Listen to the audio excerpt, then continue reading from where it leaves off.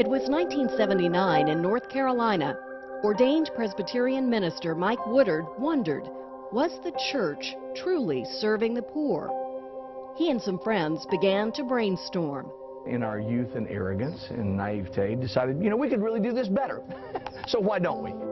They formed the Jubilee House community, sharing a home, pooling resources, working together to aid the homeless and victims of domestic violence.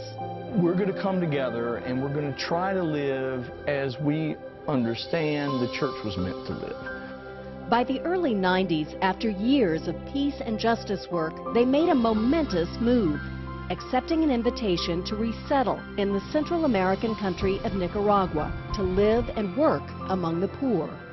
We spent about a year dialoguing with this community here, trying to understand better what their needs were. They focused on sustainable agriculture, technology, economic development, health and education. But disaster was just around the corner. October of '98, Hurricane Mitch hit Nicaragua, and that radically altered the focus of our work. Desperate hurricane victims poured into a refugee camp near the Jubilee House property. They were moved into a 125-acre muddy cow pasture, given 36 yards of black plastic and 2 2x4s, and told, welcome to your new home. Mike and the group responded, building houses and a clinic, moving in relief supplies and life-saving water and sanitation in a suffering community of 150,000 people. Becca was one of the early volunteers. I came down originally in 2001 for a volunteer stint of 8 months, and that kept being prolonged. So almost 8 years later, here I am. She's among 12 full-time community members now, building on that early disaster relief with productive work and opportunity in a country where most people live on less than $2 a day. Jubilee House started with just 17 small farmers in one cooperative.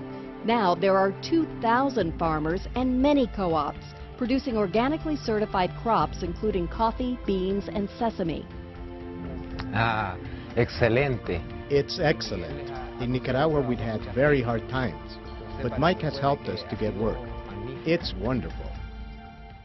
In addition to those first clinics, Jubilee House built a new hospital and pharmacy.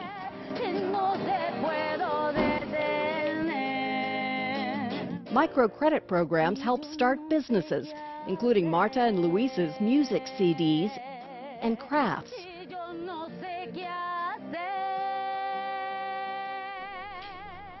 And with a quarter of households here headed by women, Jubilee House works to expand opportunity.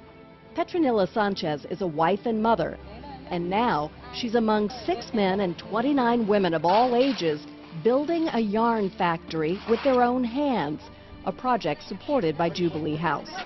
When it's done, the business will be theirs. Entonces ahí tenemos. We will have jobs in the future. We will own this.